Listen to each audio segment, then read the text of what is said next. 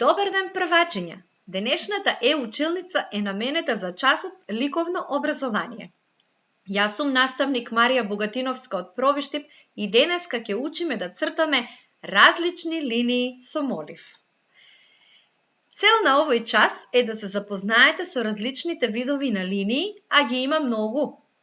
Да умеете да нацртате цртеж со помош на различните видови линии и да развивате чувство за естетика, а тоа значи цртежот да биде убав.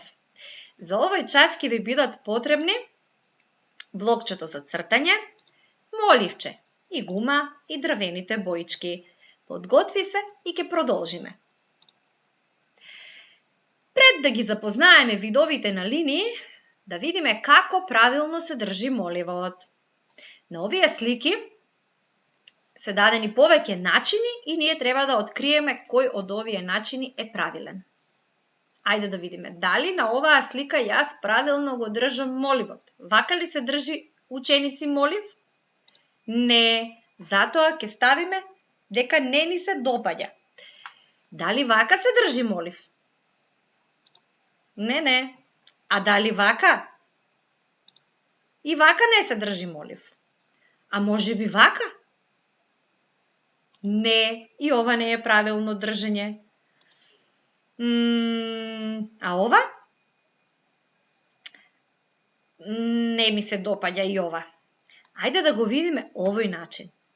Ученици, вака е правилно. Значи моливчето да биде легнато или подпрено на средниот прст, а со показалецот и со палецот го придржуваме одозгора. Раката ниту премногу да биде стегната, ниту пак премногу отпуштена.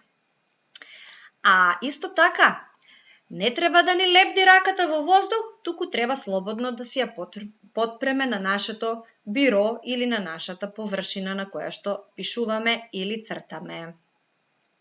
Исто така многу важно е, кога цртаме или пишуваме, не само правилно да го држиме моливчето или боичките, туку и правилно да седиме. Значи, ниту да бидеме премногу навалени над цртежот, ниту пак премногу оддалечени од цртежот. Нашето тело да биде исправено. И уредноста на приборот исто така е многу важна.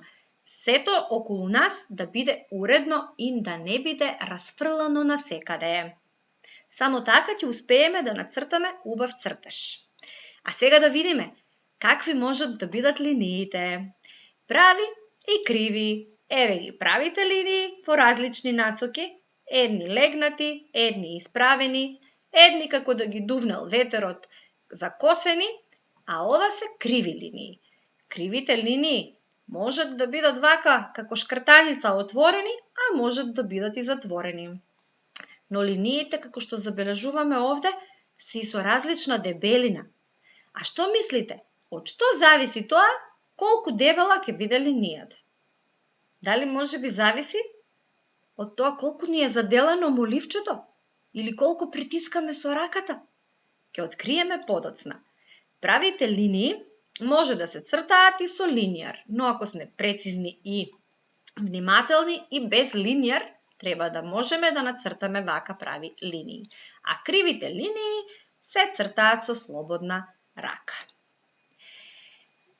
Сега ќе цртаме заедно прави линии, еве ги исправени, легнати и коси со различни дебелини и криви линии кои што можеа да бидат отворени, еве овие се отворени и овие затворени.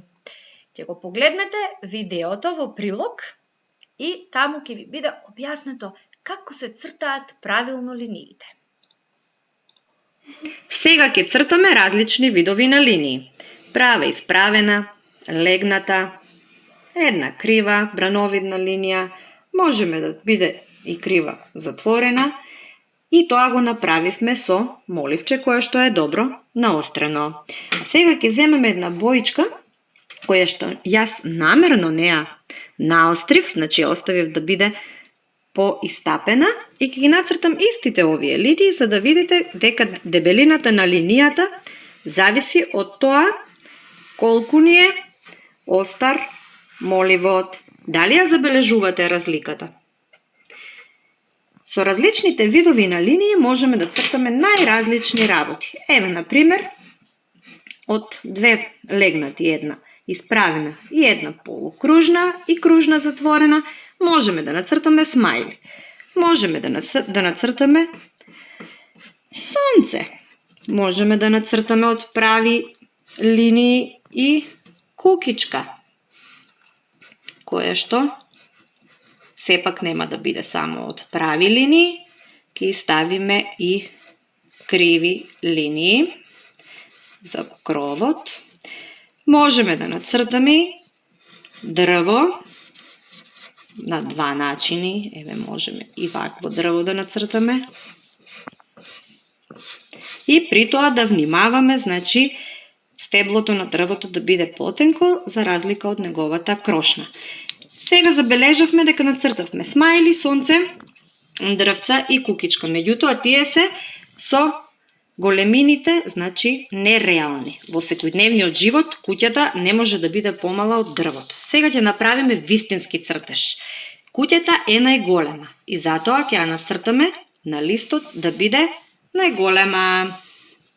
Внимаваме, значи, линиите да бидат прави. Јас ќе цртам малку побрзо. Овде рековме ќе бидат криви,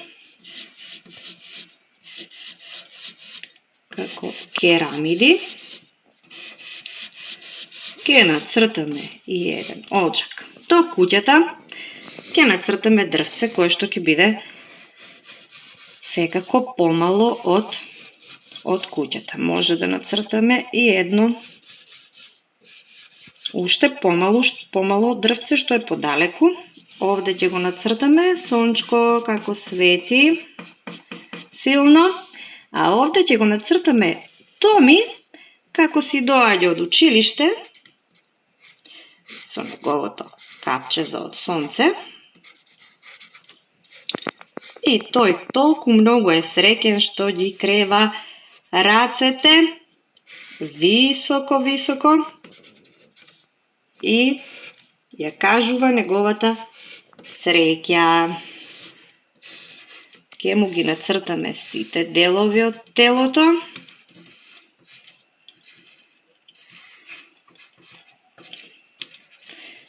Ке му ставиме и ранец како носи, една маичка и еве го нашиот цртеж. Кога ќе цртате цртеж ученици, многу важно е вашиот лист да биде исполнет целиот. Значи да внимавате на големината на предметите и да ви биде, значи, цртежот, листот исполнет. Доколку некој од вас сака, може и да го избои, нели, на крајот со дрвени боички, својот цртеж и не мора да биде ваков, може да си смислите нешто што вие самите ќе си го одберете. Тоа може да биде дел од вашиот летен распуст или некоја омилена играчка. Тоа го оставам на вашите желби. Откако ќе го нацртате цртежот, фотографирајте го, пратете го на вашата наставничка за да го покаже на вашите другарчиња. Ви благодарам на вниманието, а сега е ред на вас да ја завршите вашата задача.